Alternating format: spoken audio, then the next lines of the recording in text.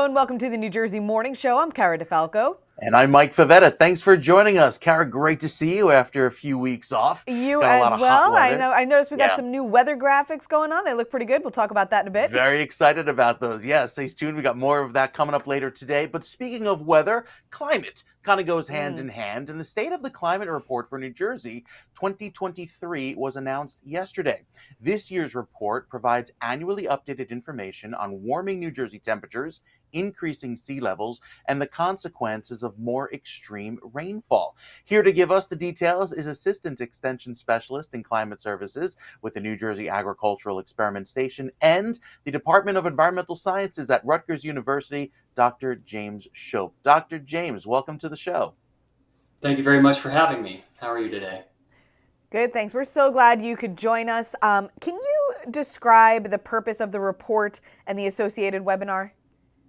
Yes, so the report itself is an annually updated report on the latest climate trends for New Jersey. So from year to year, the actual values don't change too much, but it's a log of warming temperatures, changing sea level rise from authoritative sources. So not just Rutgers, but from the National Oceanographic and Atmospheric Administration, as well as others. And each year we also have a feature piece, like this year we discussed wildfires, that are indicative of potential hazards in the future with a changing climate. So tell us, what are some takeaways for climate trends in New Jersey, like annual temperatures or sea level rise? What does the report show? So, as you'd expect, temperatures in New Jersey have been increasing like they have globally. In fact, 2023 was our third warmest year on record. Now, globally, it was the warmest year on record. And as we look at other trends like sea level rise, again, it's been increasing off the coast of New Jersey, and in fact is increasing at a much faster rate compared to global average sea level rise.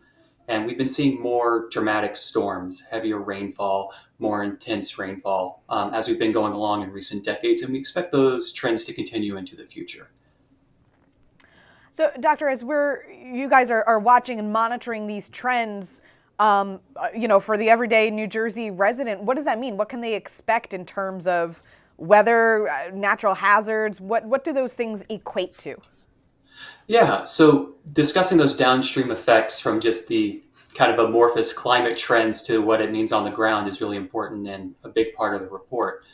So, for example, when it comes to heat and extreme temperatures, as our annual temperatures rise, so do our summer temperatures, and we expect to see more heat waves and just higher temperatures in the summer in general. And that can lead to negative health outcomes like more heat stress for our individuals in New Jersey, especially those that live in our urban areas where our temperatures tend to be a bit higher than in, say, forested or more rural climates.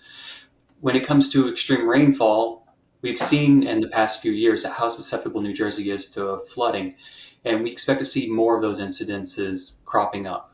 And they can damage property, harm people, and cause other sorts of issues like illness from food and water contamination. So there's these very real public health outcomes from these larger scale climate trends, especially if you're thinking about living along the coast and you have to deal with more consistent flooding and the like that can damage your home or harm you as an individual as well. Now, on the note of the public health outcomes, we had a bad wildfire smoke event last year. And now, what effects did we see in New Jersey, and why did you include that event within this report? Yeah, so it's a climate report, and a wildfire or a wildfire event seems like a one-off kind of thing to include, but we think it's important to include because it's indicative of what we may be experiencing more so in the future. And it really highlights how our effects in New Jersey are not just contained to New Jersey. Climate change, the atmosphere, the ocean, they don't obey political borders. So what happens outside the state will affect us here in New Jersey. Now, the impacts from that were pretty heavy. So we had a huge wildfire season in Canada that generated, I think it was over 480 megatons of emissions, of carbon emissions. And the smoke from that wildfire has a number of different harmful pollutants in it. And winds brought that smoke to New Jersey in two separate episodes in last June one around the 7th that was really bad, where the air quality was hazardous to very hazardous, and one later in the month that was a little bit better.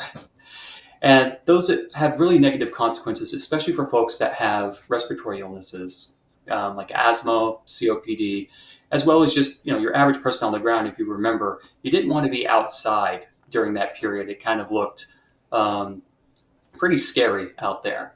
So we wanted to highlight that as something that impacts us in New Jersey, that's external, but also maybe something that we will have to contend more so in the future as the world warms and in certain locations things become drier and more susceptible to wildfire. And Doctor, where can we go to read the report, get more information, and see that full update? Yes, so the report is housed at the New Jersey Climate Change Resource Center website. The actual website address is njclimateresourcecenter.rutgers.edu. So I encourage you to please check that out. There's both the report and the recorded webinar from yesterday on there. That also has Doctors David Robinson, the state climatologist, and Anthony Broccoli, a distinguished professor in the environmental sciences, as well as Lori Garzio, who is a research specialist in our marine sciences department, who all gave their perspective on the state of the climate in New Jersey. Excellent. Dr. James Schaap, thank you so much for joining us this morning and for all your insight and information and breaking it down for us. We appreciate it. Thank you so much. Have a good one. Mike, I know this is your wheelhouse right here. I'd have to say, I'm very, as a Rutgers alum, I'm very proud that Rutgers University is so involved with this research. And I think it's really important that we have universities involved in research like this, because I think it adds more credibility to it, especially for a lot of folks who say, well, don't have necessarily faith in government issues, but it's like, well, this publicly funded university is also involved. That's true. No, I think that definitely brings up a credibility point, whereas you have certain, NGOs or certain independent organizations may release reports, and then you have an established accredited university that provides some details, not only regarding the facts of climate change, but they don't even get into the politics. They completely stay away from that, which is also very important, especially when you're trying to just deliver factual information about what's happening with the weather. It doesn't take a climate scientist, especially in the last few weeks, to let you know that it's been hot and something's off, given that we're not only breaking records here in New Jersey, but also nationwide, these all-time records that have never been broken before. That is some concern and some pause, because you kind of look back and you say, well, the previous all-time record happened just a few summers ago. So something clearly is going on. Yeah. Yes, and one would hope. I do still see a lot of folks who are, they still just chalk it up to coincidence, and it's like, that's not. I don't know what more you need.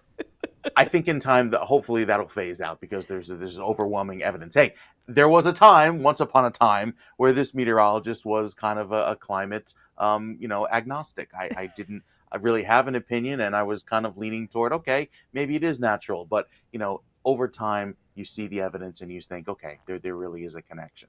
So great YouTube page, though, by the way, Rutgers has on the whole. So they have all of their videos listed. You can go back and watch those webinars and see the facts there that Dr. James mentioned.